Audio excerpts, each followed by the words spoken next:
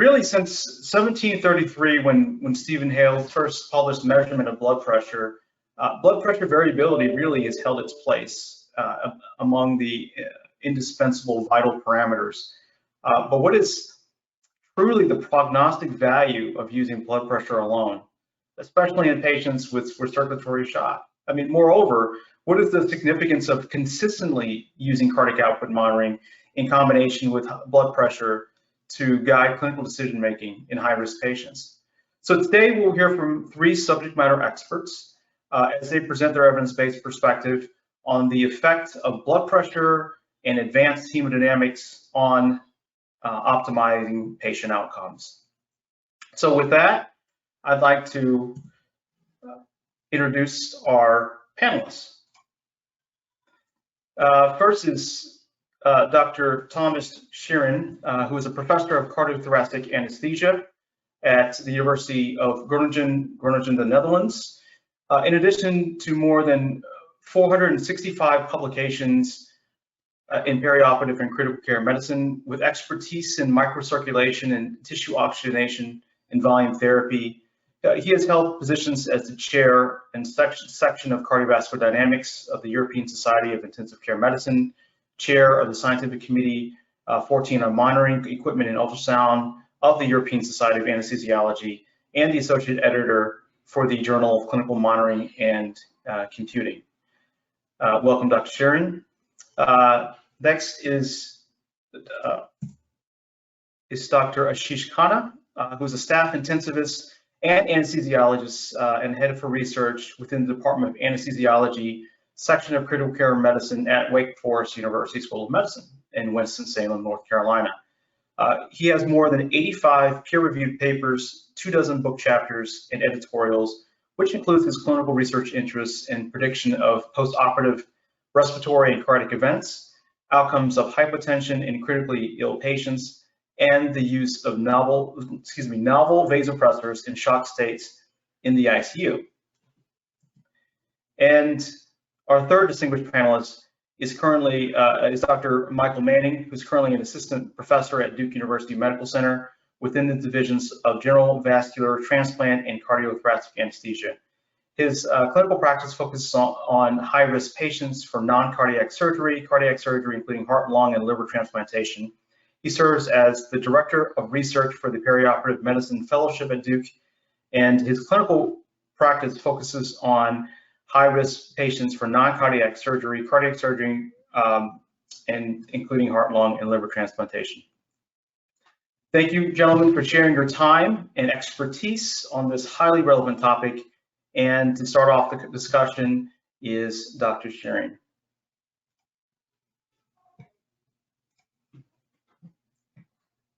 Dr. Sheerin? Yes, hello everybody. I hope you can see my screen. Can you? Yes, you can see your screen. But not in the presenter mode, right? For now. Yes. Okay. Thank you very much for the kind introduction.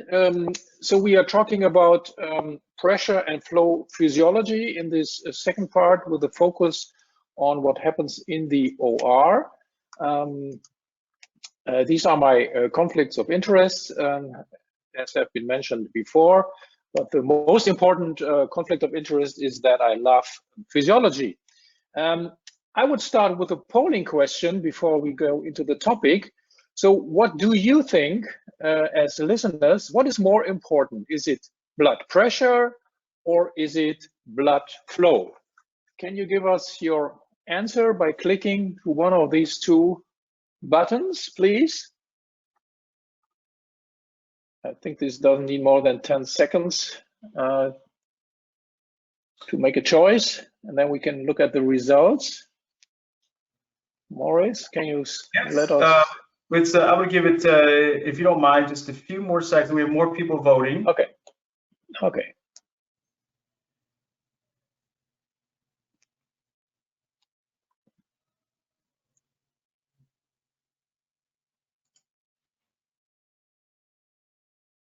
Okay, so let's share the results there.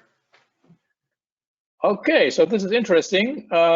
most people just think that blood flow is more important than blood pressure, which brings me to my second question.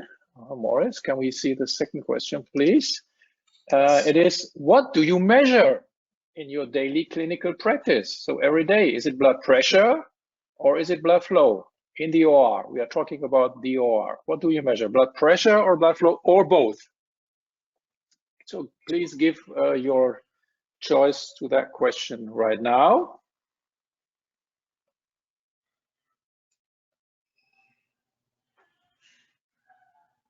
Morris, you tell me when we have enough votes to have a look at the results. Let's give it another 15 seconds.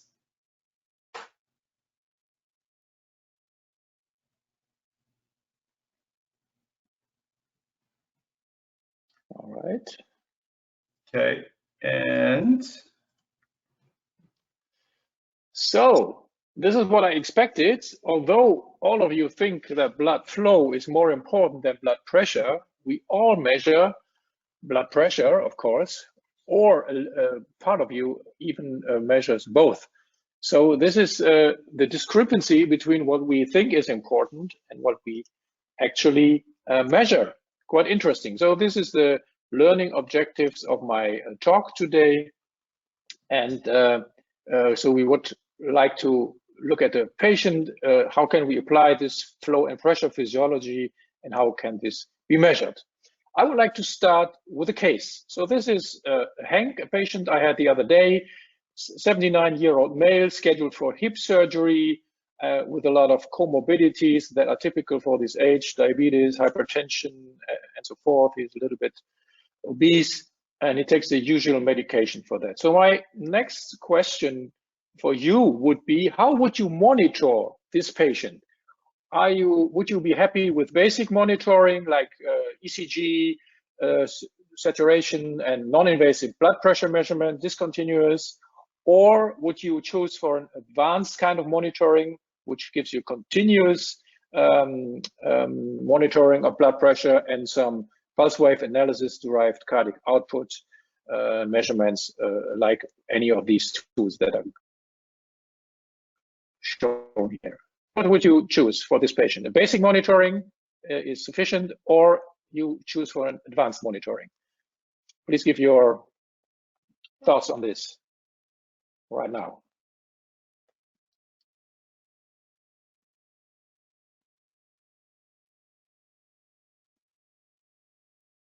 Okay, here comes the results. So a majority of 2/3 of you would choose for an advanced monitoring, which includes pulse wave analysis-based cardiac output monitoring. This is good to know. And this pulse wave analysis is actually a good connection between pressure and flow, because it turns the arterial pressure signal into a flow signal. So there's a connection, of course, between the two of us. So let's coming back to our case. So this is Hank. Before the induction of anesthesia, he had a mean arterial pressure slightly above 100. I only show the mean arterial pressure right now. I induced anesthesia with propofol, TCI, remifentanil, TCI, as you can see here. So the blood pressure drops a little bit. There comes the intubation. It goes up again. And after intubation, nothing happens. The surgeon did not show up. We are an academic center. It takes some time. So the blood pressure drops and drops and drops and drops. And we have a blood pressure threshold of 65 millimeters of mercury for mean arterial pressure in our department. So at this point, I decided to give some vasopressor. The vasopressor I choose was phenylephrine, a shot of phenylephrine. And you see that the blood pressure increased again, decreased again. So I choose for another shot of phenylephrine, and finally the surgeon came and everything went fine. So I thought this is a perfect management of my patient. Blood pressure is above 65 most of the time, so I managed this patient quite well. How does phenylephrine work? It's a vasoconstrictor, as you all know, so it increases vascular resistance, as you can see here. So this is how it works. But now, if we look at blood flow, which was not is not shown if you don't choose for an advanced hemodynamic monitoring. You would see that after induction with blood pressure, flow goes down, but with every shot of phenylephrine, which restores the blood pressure, the cardiac index, or the blood flow, goes down further. So even if we think by only looking at blood pressure that we're doing a good thing, that we are helping our patient by keeping his blood pressure up, we are maybe not doing that good of a thing, because the flow, which we all think is very important, actually decreases with every shot of the vasopressor, as shown in this case. So the lesson that I want to share with you is that pressure is not the same as flow, and by just looking at pressure doesn't give you no information about the blood flow, and you can have a high flow but a low pressure, and you can have a high pressure but a rather low flow. And this is shown here. I try to put up this graphic. This is just a vessel with a volume, a pressure, and a flow. And if we close this vessel at both ends, we still have a volume and a pressure in that vessel, but we don't have a flow, right? So now let's assume that we put some volume into this closed vessel. What will happen? The volume will increase, the pressure will also increase, but the flow will still be zero. This is just to illustrate you that flow is not giving you some information, or pressure is not always telling you something about the flow. And this is also shown if you look at the literature. This is a publication from BJ some years ago, and it shows you a lot of patients, and all of them has to have a reasonable blood pressure between 120 and 80, but some have a cardiac index of as low as below 1.5 liter per minute, and others have a very high cardiac output. So again, by just looking at arterial pressure, you cannot get any information on the blood flow. And this is data from the intensive care unit. Again, a lot of measurements, very accurate cardiac output measurements done with the pulmonary artery catheter. And again, you see absolutely no correlation between the cardiac index and the mean arterial blood pressure. So again, pressure does tell you nothing about the flow. This is not new information. Already in 1928, a German physiologist told us that it's a source of regret that the measurement of pressure flow is just more difficult than the measurement of flow. And this has led to an undue interest in the blood pressure manometer, but most organs require blood flow rather than blood pressure. What are clinical examples of this? Well, you know, a patient with sepsis, he has a low blood pressure, but usually, at least in the beginning, a high blood flow. A patient with a cardiogenic shock, he has a markedly decreased cardiac output, but the blood pressure is normal or even elevated. And during maximal exercise, you have a very high flow, but only little increase in blood pressure. So again, showing that pressure is not the same as flow. And this is from a textbook, just showing the dissociation of falling cardiac output and arterial pressure when you go into bleeding. So first the flow decreases and the blood pressure is kept constant for some time until it finally also starts to decrease. So of course, these are flow and pressure are related, and this is described by Darcy's law. You see here the pressure difference is times the cardiac output times the resistance. You can simplify by neglecting the central venous pressure, and by rearranging, you get the relation between flow. It's the ratio of mean arterial pressure divided by the resistance. And this is also true for the organ level.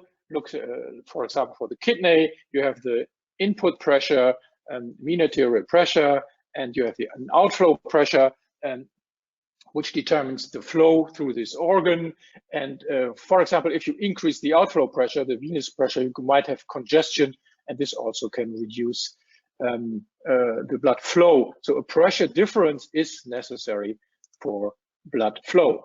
And this is again showing the elements of oxygen transport and delivery. So the oxygen has to be transported to the cells, and this needs not only that the blood contains oxygen, but also that the blood flows. The oxygen content of the blood is relatively constant during anesthesia, unless you have severe bleeding, but the cardiac output part may vary quite considerably, may go up or go down. So this is the way we can manage the oxygen delivery, and this is also why we should measure cardiac output.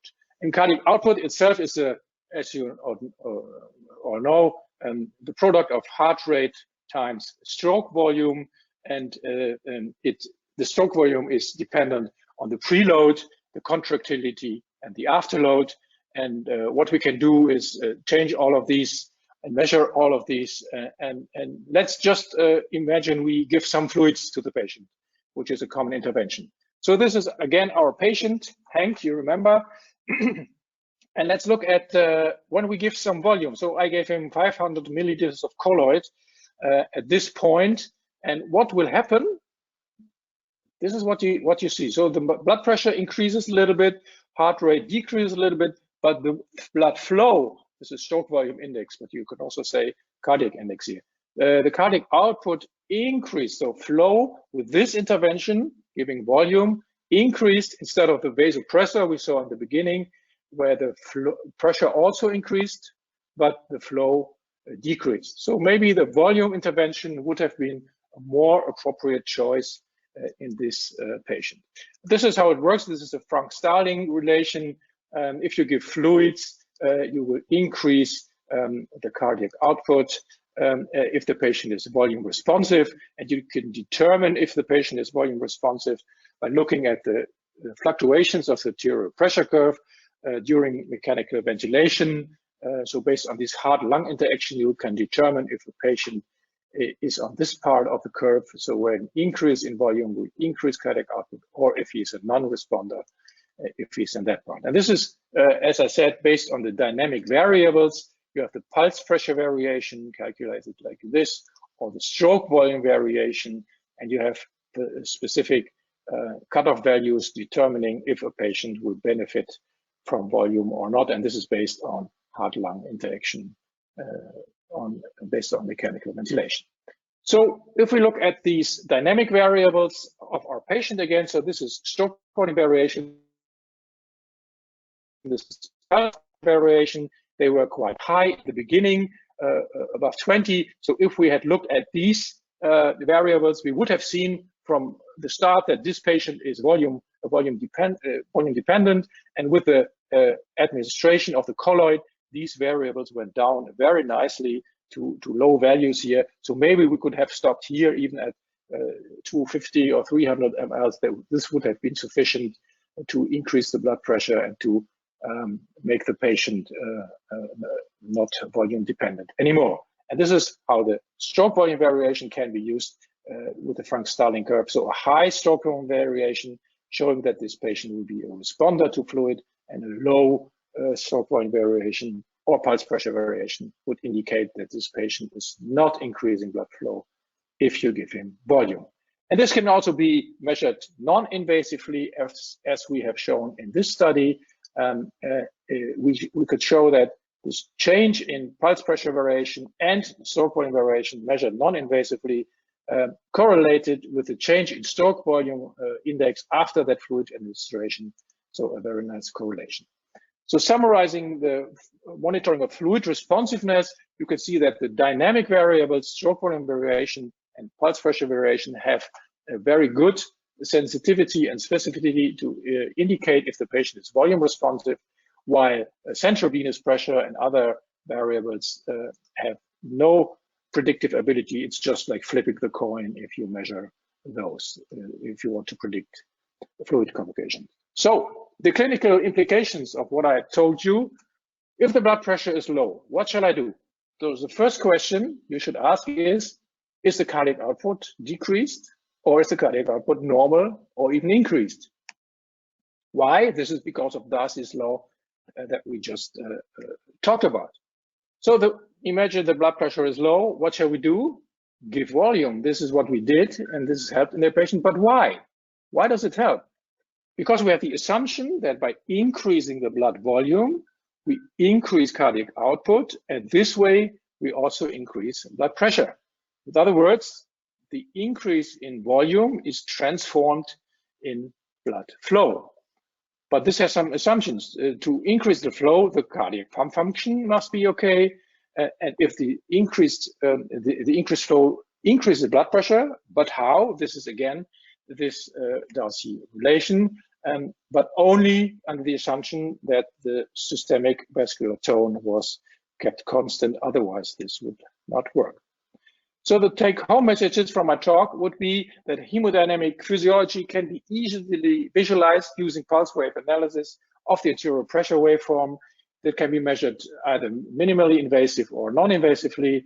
And the advantages is that you have a continuous measurement of blood flow and blood pressure. You have beat-to-beat values of these hemodynamic variables, and this is to determine an accurate level of blood pressure. The limitations are, of course, that you need a blood flow. So during cardiopulmonary and pulsatile blood flow, for example, during cardiopulmonary bypass, these won't work. And the accuracy is uncertain in reduced peripheral perfusion, like during hypothermia or high-dose vasopressors. So with that, you can grasp the feeling of your intervention in hemodynamic physiology, which better illustrates the sequence of events. And this is nice not only for education in every stage of education, but also in veterans and even in the absence of the monitoring system in your next case. And my vision would be in the future that future generations of anesthetists base their hemodynamic management upon flow-based variables and not merely on blood pressure, and that every anesthesia working place has the possibility to measure blood flow continuously, either non-invasively or minimally invasively based on pulse wave analysis. Thank you very much. Yeah.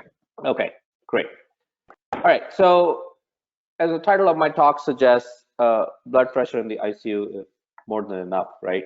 So I'm going to go over a lot of blood pressure data, but bring you all back to some important questions that we need to consider when we talk about blood pressure in the intensive care unit. These are some of my disclosures. So a MAP65 is really, what we've been talking about all these years.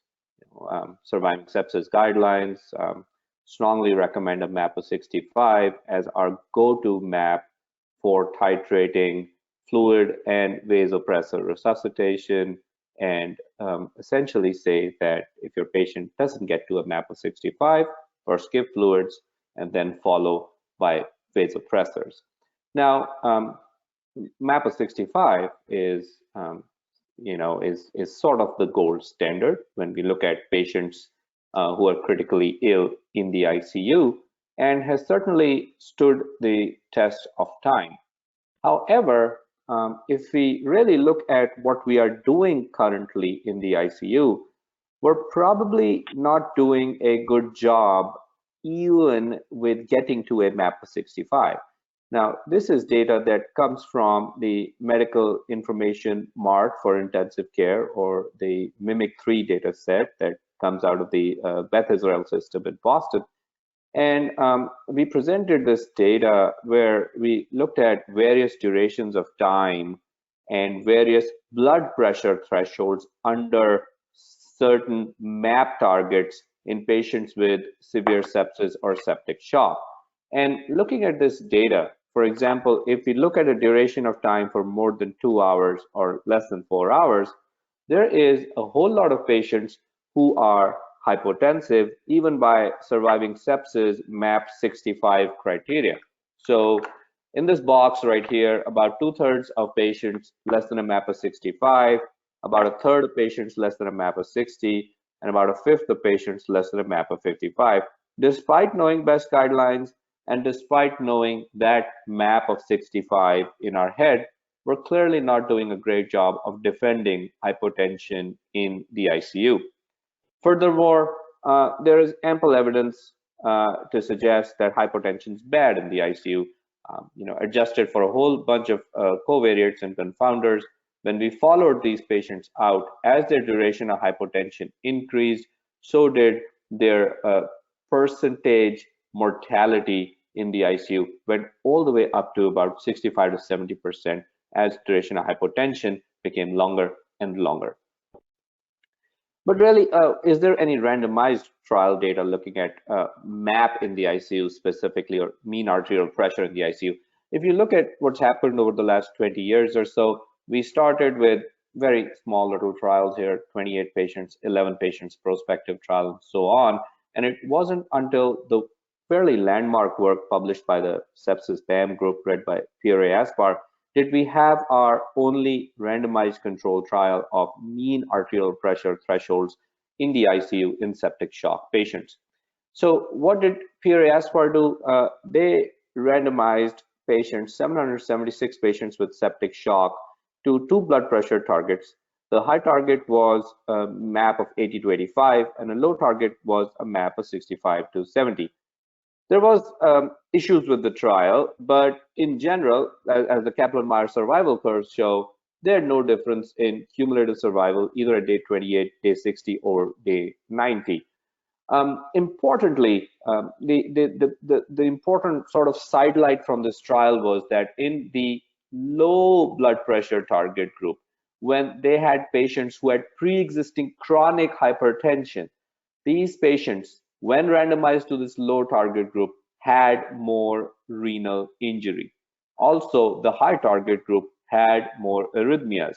Now, all of this starts to make sense as I'm going to proceed in my slides to follow. The bottom line that I still feel from this trial is not that blood pressure doesn't make a difference at all, but the fact that you cannot take large number of patients and just randomize them into high and low targets and try and compare them, because each of us is made differently. You and me probably don't need the same amount of mean arterial pressure to have organ system protection, and that is where we're missing the point when we try and put all our patients in one bucket. Either a MAP of 65 makes us happy, or a MAP of 75 makes us happy, or a MAP of 85 makes us happy. Should not be that way. Every patient's different, and every patient needs not just blood pressure management. What's the true threshold of hypotension then in the ICU? We published this work, retrospective analysis of 10,000 patients across the United States 2 years ago, and we clearly established the value of a MAP of 65. We saw that as the time-weighted average of a MAP less than 65 increased, so did the predicted marginal probability of both mortality and acute kidney injury. That probability went up at every step by about 7 to 11%. That's a fairly steep rise as the time-weighted average of MAP less than 65 increases. The other big headline from this work was that the initial harm was first seen at a MAP of 85 or less. So as the MAP went less than 85, so did the odds of mortality, AKI, and myocardial injury increase, and increase in a near linear fashion. We do think that a MAP of 85 is normal. It's about the MAP that I'm carrying with me right now, or some of us may be carrying a MAP of 75. Then why don't we try and keep our patients at those higher MAPs? Is that not normal? Do our critically ill patients not need those higher MAPs? We did a similar analysis. This time is post-surgical patients that went directly from the operating room to the ICU, slightly different patient phenotype. And what we saw was that our median MAP was 87 in our patient population. These were 3,000 patients. And for example, this patient in the yellow arrows had a lowest MAP on any given day of 78. This patient in the bright red arrows had a lowest MAP on any given day of 67. The difference was about a 30% increased risk. And this curve goes up almost in a quadratic fashion, showing that patients in the post-operative period in the ICU are very sensitive to MAP declines. However, all of these outcomes were dependent on intraoperative hypotension. There was a strong interaction that we could not separate, which really means that if your patient's hypotensive in the operating room, when your patient goes to the OR, goes to the ICU afterwards, he or she is going to have a poor outcome, and that poor outcome is not just dependent on ICU hypotension, it's also equally dependent on operating room hypotension. We've separated these two as well. This is data that's soon to be published, already presented. We looked at hypotension in the postoperative ICU in patients who were normotensive intraoperatively. And this time we saw a map of about 65, where we saw an increased risk of harm on a bunch of outcomes, including mortality and major adverse cardiovascular and cerebrovascular events. So what I'm trying to tell you is, a map of 65 is not the be-all, end-all. Higher maps may be necessary in intensive care. Patients behave differently when they are normotensive during their operation and hypotensive afterwards. Patients behave slightly more differently when they are hypotensive intraoperatively and also hypotensive in the postoperative period. We've seen other outcomes as well. Here is an association with delirium. Map less than 75 here appeared to be our threshold, where delirium increased association by about 30% or so. And it's not just us. Pierre Asfar's group did this post-hoc analysis, looked at their high and low blood pressure target groups, and found that in about 530 odd patients randomized to the high target group had actually better maximal and minimal RAS scores, so better arousal outcomes, so to speak. Although the RAS difference, if you look at this carefully, is only about 1 point or so, which is not really very clinically significant, one might argue. We've also looked at hypotension that happens when you intubate your patients in intensive care, certainly a period of great vulnerability and period of hemodynamic instability. You push some sedation medications or muscle relaxant, you intubate, put them on a ventilator. Next thing you know, your patient's severely hypotensive, you're running around with a vasopressor. And we did see in our risk prediction model we developed for post-intubation hypotension that a systolic blood pressure below 130 in the pre-intubation period was one of our several predictors in this model. Similarly, a MAP less than 95 in the immediate pre-intubation period also came into our model. So hypotension matters.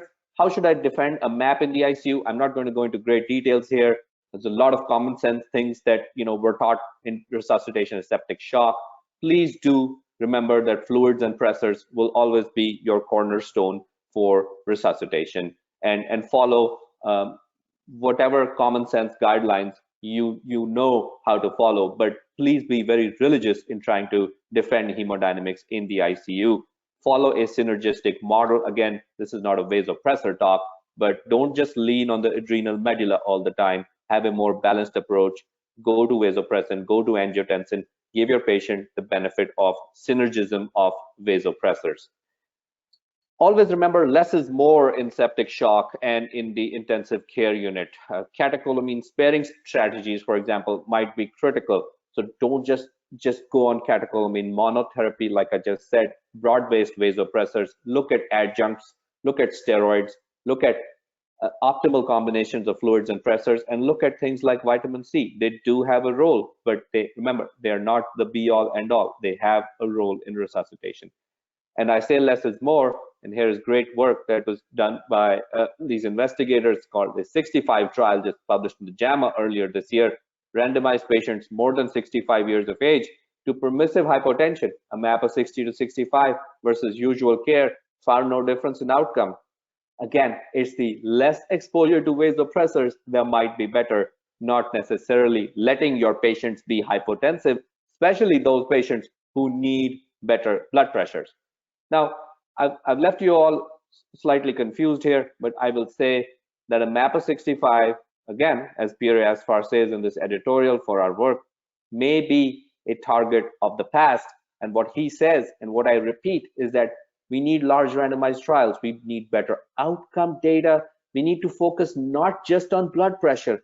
Like Thomas said in his talk, a blood pressure is just one number. It does not tell you the complete story. And when we talk about defending a MAP in the ICU, we're not there yet because we don't look at the complete picture. We focus our attention only on a blood pressure and walk away. And we should not forget perfusion.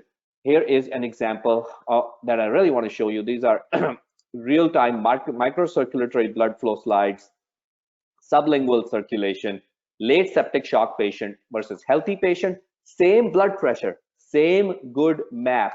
But look at this guy here on the right side. Look at the microcapillary dropout and look at the sluggish blood flow. This one really needs an improvement in flow that we've been talking about. And that is where I want to show you what cardiac output and other variables will do and allow you to get a complete picture in terms of resuscitation. So here's a very simple patient. Thomas talked about the Frank-Starling curve. Certainly this patient looks like he or she is on the appropriate side of the Frank-Starling curve. As MAP goes down from 70 to less than 65 and SVR is low, looks like someone pushed a vasopressor afterload increasing agent here, and MAP goes up, SVR increases, cardiac output, the scale here is 5.8 to 5.2, cardiac output stays pretty much stable. This is fine. This patient, you could probably not monitor cardiac output and SVR and get away, just look at the map, everything seems to be fine. The problem though is not all low blood pressure equals high output shock. So yes, septic shock is distributive high output shock. Yes, it is the majority of the manifestation of septic shock, but it will also change itself into cardiogenic shock at some stage. When a patient goes from this point to this point, you will not be able to know what the pump is doing if you don't see the pump. There might also be an element of hypovolemic shock that you might not be seeing in your patient with septic shock. So this is an example right here. Here is MAP that will that is initially okay, drifts down to less than 65. SVR is low. Looks like a pressor is given here, likely an afterload increasing agent again, because the SVR starts climbing, and the MAP responds. But look what's happened to the cardiac output. This time it's gone from 6.5 all the way to less than 4 as the SVR is still increasing. Now, if you don't have this number in front of you, you're probably still going to be very happy to see your MAP right up there. I advocated for a higher MAP with you guys a little bit ago, but you'll miss this part.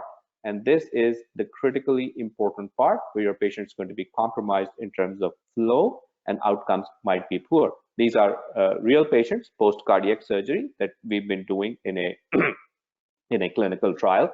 And so, this is not data that I've made up. These are real-time patients that we've been monitoring. And so I'm going to stop and really give you the summary of the blood pressure story. A MAP of 65 is what's recommended by Surviving Sepsis. Randomized controlled trial data has shown no difference in outcomes, a high and low MAP. However, we and others have worked on several large data sets, now many thousands of patients strong, where we've shown that a MAP of 65 is not the be-all, end-all, and certainly your critically ill patients might benefit, some of them, with a higher MAP. Management practices should be a combination of fluids, pressors, and adjunctive therapy, all acting in synergism. Tissue perfusion is really important. I wish we could have microcirculatory cameras on everyone, but we don't have that capability right now. And MAP is not enough in the ICU. You need to look at what the pump is doing. You need to look at flow and cardiac output as well. I always end with this slide on each of my critical care talks. I know you've heard enough about COVID, but this is the front page of the New York Times in early May this year, where US deaths hit 100,000. Now we're way over that. And this is a salute to all of us and all of you who work in critical care, work in a hospital setting. Thank you for what you're doing. Stay strong, take care of yourself. And if my 6-year-old can wear a mask, so can all of you. Please do that. Thank you for your time today. Thank you, Dr. Khanna. First of all, I apologies for the earlier audio issues. Can you hear me okay now? Yes. Okay, thank you. Thank you for sharing very insightful evidence and your research. Certainly many things resonate with many of us, and certainly words to live by, such as MAP of 65 is not the end all be all.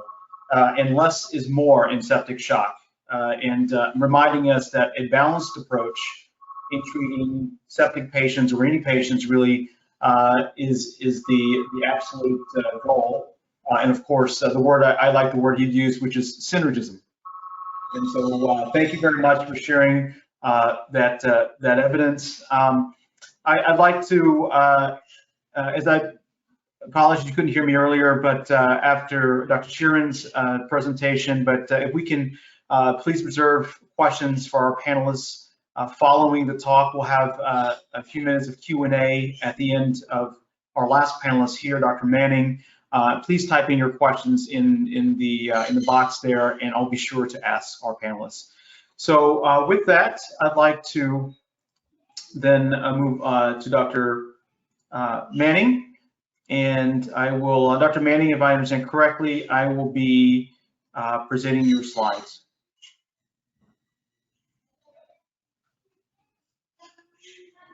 Dr. Manning, can you hear us? I can hear you. Can you hear me? Okay, wonderful. Yes, we can. Thank you very much. So I'm on your title slide here. Please let me know when you are ready to advance. Okay. Sorry about that. I'm suffering with power loss here at the house. It's okay. Anyway, I got the personality for acting and the looks for radio, so it'll work. So if we can start off on the first slide, the key principle, right, of tissue perfusion. So as anesthesiologists, we're really physiologists, and like Thomas said, I absolutely love physiology, and I kind of view our function to maintain optimal organ perfusion. We're in the operating room, and that's what I'm going to focus on today. And so part of that is to optimize tissue perfusion. So the next slide has cardiac output. And this is the one way that we do that to maintain adequate level of perfusion, is really by optimizing the flow to the tissues. And how do we do that? The way that I want to talk about, and one of the main things that I use as a cardiac anesthesiologist, is I like to measure cardiac output. And ideally, we want the cardiac output to be of a sufficient amount to supply the level of oxygen that the tissues need. So next slide. Here we have tissue perfusion and cardiac output times heart rate times stroke volume. So cardiac output, is really, really good, along with, I think, a good patient history and additional data, giving us information on pump function. So next slide, you should see kind of the classic Frank Starling curves. And physiologists, I want to know which one of these curves I'm on. Am I on the hyper-effective pump? Do I have a really great pump? Next slide. Am I hypo-effective? Is my pump very poor? If it is, this is the slope that I want to be on. You should, next slide should be the yellow box highlighting the upward slope of that Frank Starling curve. Next slide. Ideally, we want to be on a normal curve, that green curve there. And if we do, I want to be, next slide, on that ascending part of the curve. Next slide, where any volume that we give to increase that left ventricular end diastolic volume gets us the maximum effect as far as improving cardiac output. So next slide. So you can really kind of get a sense of where the pump function is with a patient history, I think, and looking at the cardiac output. But really for us in the operating room, what we try to optimize, and the only area that we really have to optimize outside of heart rate, which is not where I focus on, it's more stroke volume. Next slide. So the three main components that I teach our fellows when you think about stroke volume is optimizing preload, contractility, and afterload. And they're all interconnected. They all have balance with each other and implications with each other, which I think is a little outside the scope of this presentation. Next slide. But what we try to do is we try to optimize in the operating room the preload with fluid administration, optimize contractility when we need to with addition of inotropes, and balancing that with appropriate afterload by looking at vasopressor use. All right, next slide. I'm kind of flying blind here. So Morris, are we on the kind of pathway here? Yes, we're on the algorithm pathway slide. Okay. Okay. So I don't have a citation for this. This is and I can't claim this graph. This has been around for years in different various forms and in different textbooks. But this is what I used to teach the fellows to try to get them to start thinking in a data-driven physiologic approach to patient management in the operating room. So if you advance the slide once there, Morris, you'll see these red arrows appear along this algorithm. And these are the points where I use the Argos monitor to really help zone in on getting data. And that provides me here at these critical decision points, the information that I need in the OR to, I feel, really deliver kind of true individualized care for the patients that we're caring for, whatever surgery it is, whether it's a cardiac surgery, liver transplant, or just high-risk patients for non-cardiac surgery. So next slide. So I'm going to present a patient and how I use this monitor. This was a patient I took care of last week. It was a 58-year-old male. He's 83 kilos, and he was scheduled for a nephrectomy, secondary to renal carcinoma, and he had extension of this tumor thrombus up into the IVC. So we were going to have to isolate the IVC below the liver for some amount of time. So I knew I was going to have my preload interrupted. His past history before coming into the OR was complicated by a recent PE. Some clot had broken off this tumor, lodged in his right main stem, right PA. He also had a saddle emboli that was non-obstructive by CAPT report. He had some RV dilation, some moderate dysfunction. Now, this is a patient that you normally might want to stick a swan in, but I'm not going to stick it and try to float a swan past clot that I noticed there, and I'm not going to try to do anything to dislodge the saddle emboli. So we decided to use the Argos monitor, and we thought that this patient would be perfect for that. So next slide. So we took him back into the operating room, and we did a pre-induction A-line. And these are our vitals. His heart rate was 86.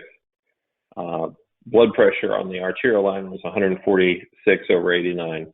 And the Argos was giving us data of a stroke volume of about 46. The SVR was 786 with a cardiac index for him of about 3.2.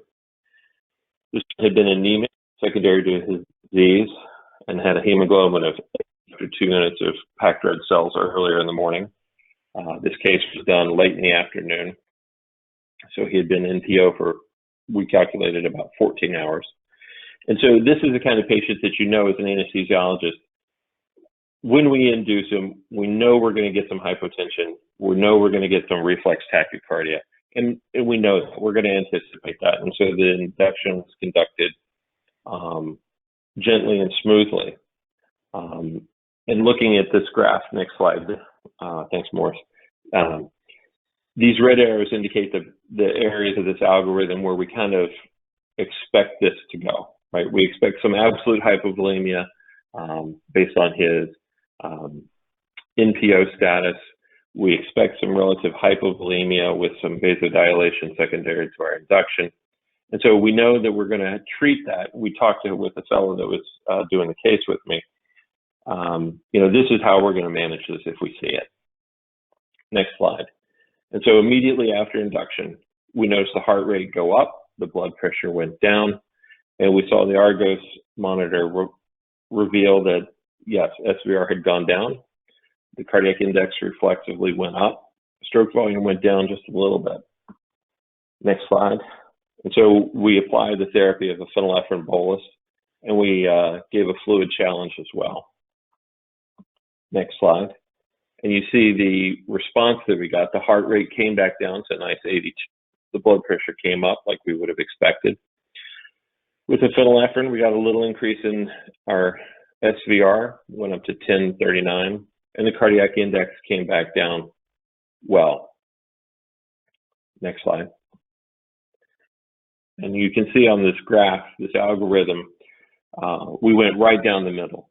Just kind of, we expected this response, we treated it appropriately, we minimized any extra medications, and we fine-tuned our volume, and we gave the patient exactly what he needed when he needed it.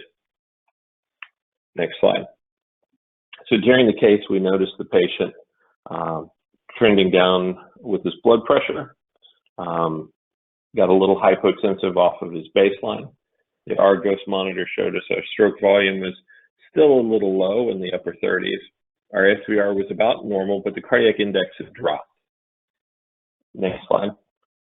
So again, we repeated our therapy. This time we went up a little bit more on the phenylephrine and gave another 500 ml bolus of LR.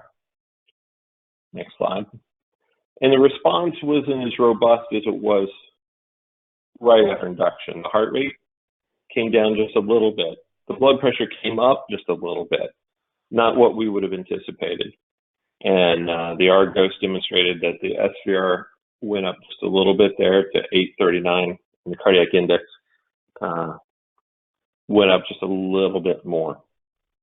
Next slide.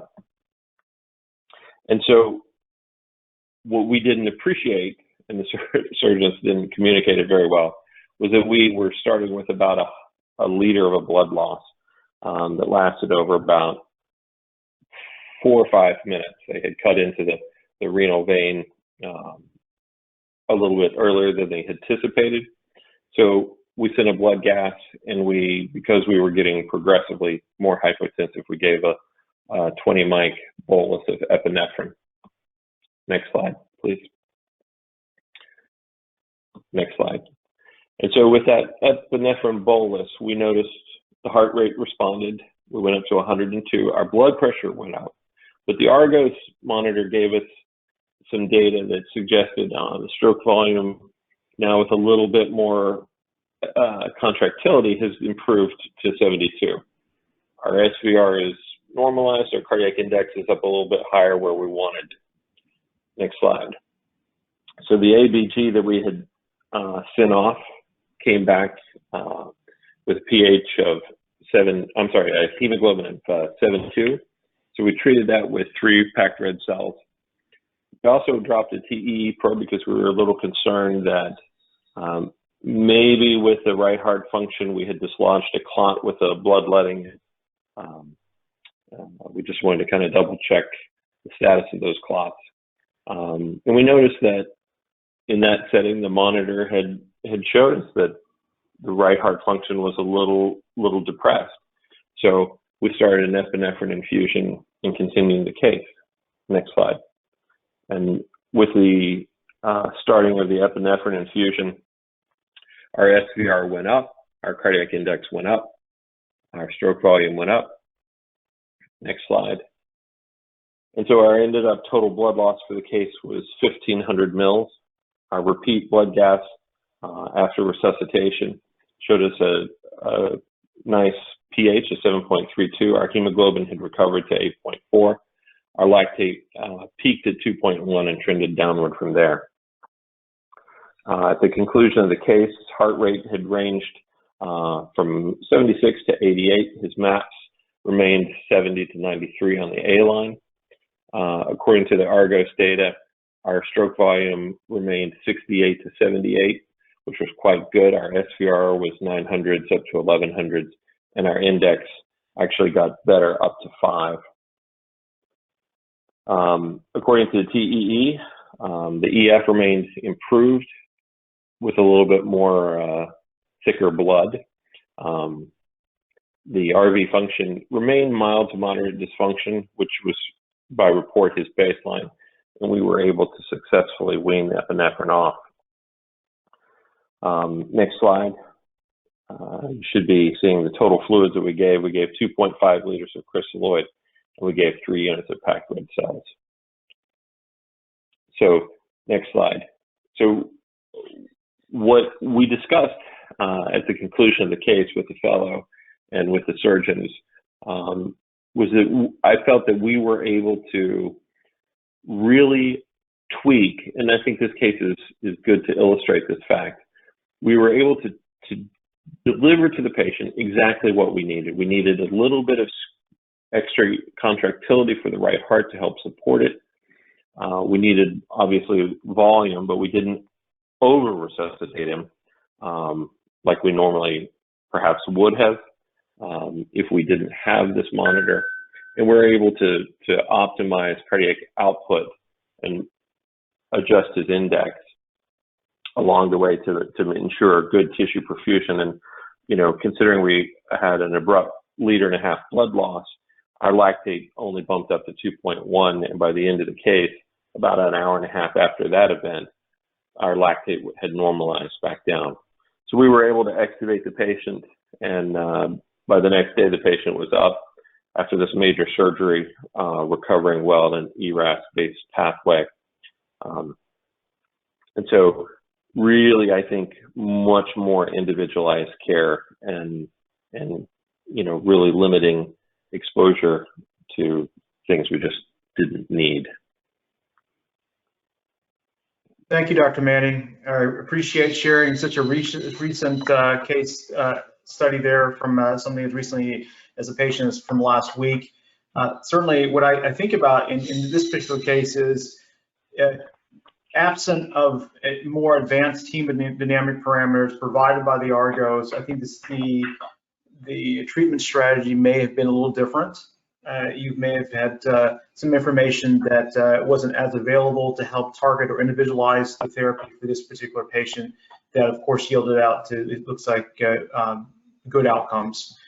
So that's something that, again, just reinforces our whole theme of this discussion here, which is that the approach of using as much information as available to you, as using certainly your vital parameters, but with the adjunct of advanced hemodynamic monitoring, certainly as illustrated here in our previous presenters, certainly helps and the evidence supports that particular use of that technology. So I want to thank all of our panelists for their excellent discussion today and sharing their evidence and their experience. Before we head into Q&A session, I just wanted to do a quick reminder about the Raytia Medical app, which is coming soon. It's not yet released, but it will be coming to in the Apple iOS store coming soon. So please look for that, and certainly Raytia Medical will release information and notify you when that is made available. In this app, you will find there's many good resources.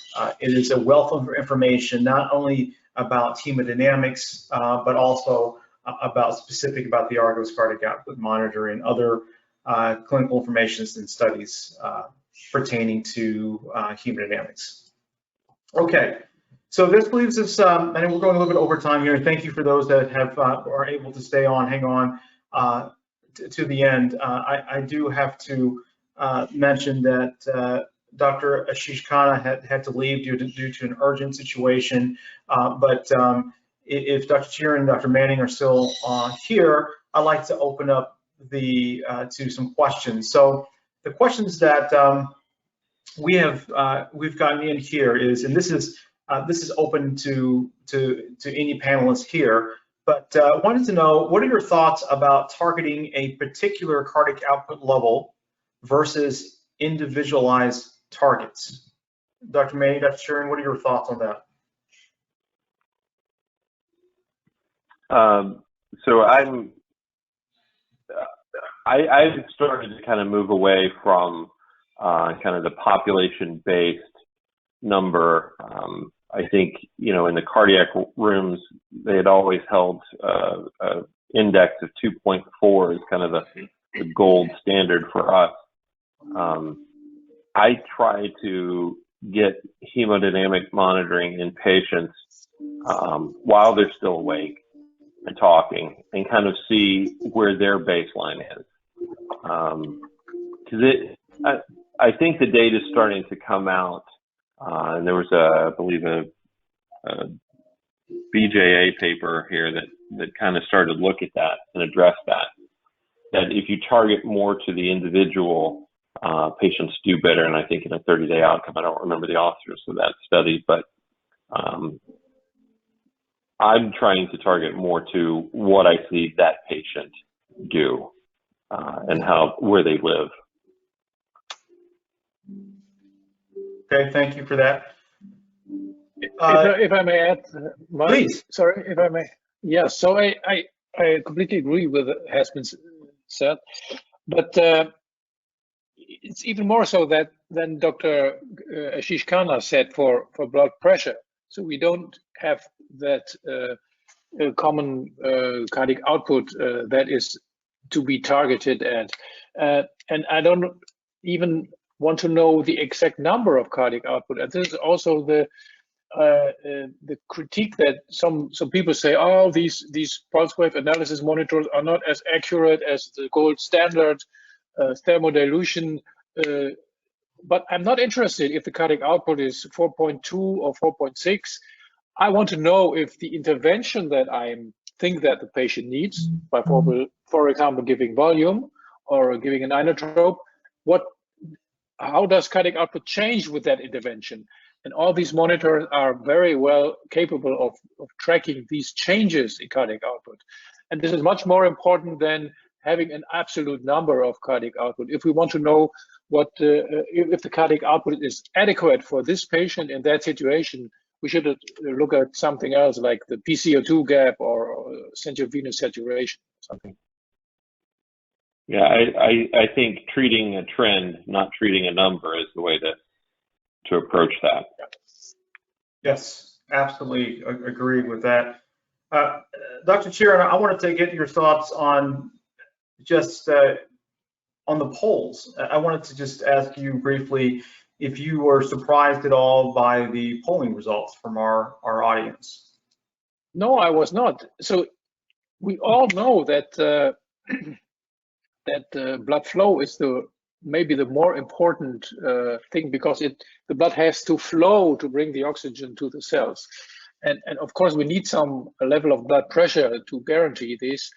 But and it's like Jarosz said almost 100 years ago, it's much more easier to measure blood pressure.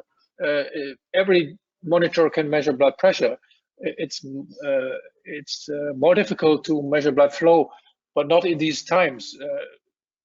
But it's maybe more expensive because many of these technologies require some extra sensors or money to be invested to have a cardiac output measurements. And this is why many of us just rely on blood pressure. And I hope Dr. Manning and we had some very similar examples showing, and also Dr. Khanna for the intensive care, that just relying on blood pressure may mislead you in many cases. So you should have a look at blood flow as well.